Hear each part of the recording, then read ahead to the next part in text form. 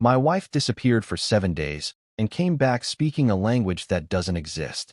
I always thought missing persons cases were things that happened to other people, other families, other lives. Then I woke up on a Thursday and my wife wasn't beside me. No note, no text. Her phone was on the nightstand, still charging. Her keys were in the bowl by the door. Her shoes, all of them, were still in the closet. It was like she evaporated. The police did what police do. They filed reports, asked questions, searched the woods behind our house. Nothing. No signs of struggle, no unusual activity on her bank account, no enemies, no secrets. She was just gone. For 7 days I didn't sleep. I barely ate.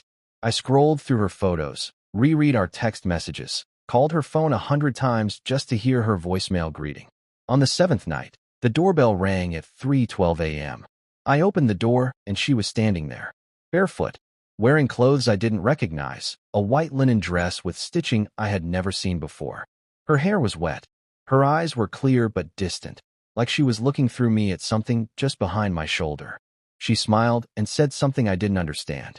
The words were fluid, musical, full of sounds my brain couldn't categorize. I grabbed her, held her, sobbed into her shoulder. She stiffened, pulled back, and repeated the same strange phrase. That was the moment I realized something was very wrong. I thought maybe it was trauma, some kind of fugue state. I brought her inside, wrapped her in blankets, made tea. She watched me with polite curiosity, like a guest in an unfamiliar home. She picked up objects and turned them over in her hands. A coffee mug, a framed photo, the TV remote. Each time she examined something, her expression shifted from confusion to a kind of clinical detachment. She didn't recognize anything. Not our wedding portraits, not the dog, not me. I called a doctor, then a neurologist, then a psychiatrist. They ran every test imaginable. Brain scans, blood panels, psychological evaluations.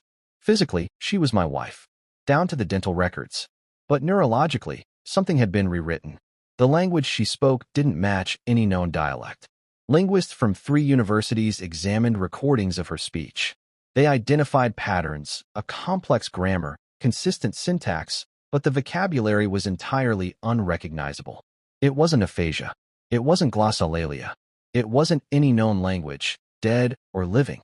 One researcher pulled me aside and said, "Your wife is speaking something that has never been spoken on this planet." I laughed. I thought she was joking. Then she played me a recording of deep space radio signals captured by an observatory in New Mexico. The patterns matched. My wife was speaking in frequencies that aligned with what some scientists call the cosmic background whisper, a series of unexplained radio emissions from a region near the constellation Cygnus. That night I sat across from her at the kitchen table. She was drawing something on a notepad. Not words. Diagrams. Complex geometric shapes that seemed to shift when I looked at them directly. She pushed the notepad toward me, pointed at one of the drawings, and said a single word I somehow understood. Remember. I started keeping a journal. Every sound she made, every gesture, every odd behavior. She slept 2 hours a night, always at the same time, sitting upright in a chair with her eyes open. She ate only white foods, rice, bread, bananas, milk.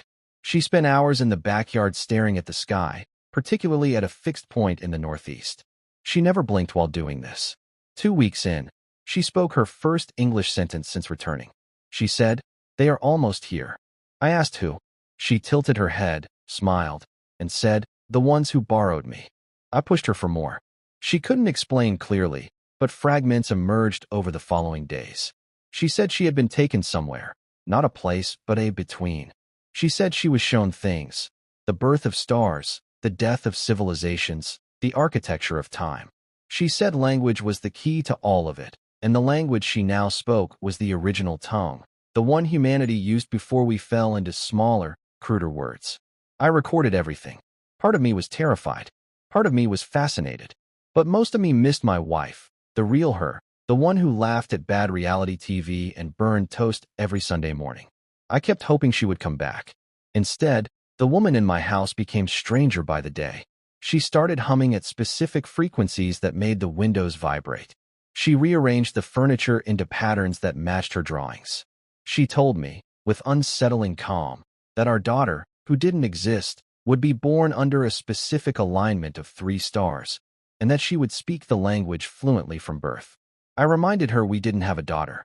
She looked at me with pity and said, "Not yet." One night, I woke up to find her standing over me, holding a kitchen knife. I froze. She leaned down, kissed my forehead, and whispered in her strange language. Then she switched to English and said, "You have to let me go. I don't belong here anymore. But I need you to promise something." I was shaking. I asked what she wanted. She said, "When our daughter is born, teach her the words. They're in the notebook I left you. She'll know what to do with them." She walked out the back door and into the woods.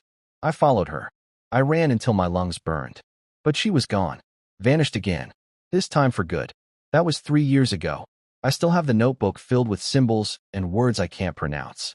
I also have a daughter now. Her name is Iris. She's 2 years old.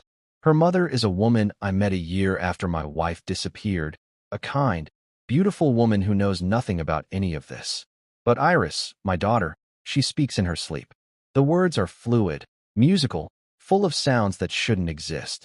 Last week she looked at me, fully awake, pointed at the sky, and said in perfect English, "Daddy, the stars are calling again." My blood turned to ice, because I never taught her those words. She just knew them, like she had been waiting to say them her whole short life. I still have the recordings of my wife's voice, the deep space signals, the linguist reports. I keep them in a safe. I'm not sure I'll ever open it again. But I know one thing. My wife didn't disappear. She was borrowed. And whatever borrowed her might come back. Next time, it might not be for her. Next time, it might be for Iris. And I don't know if I'll be strong enough to let her go.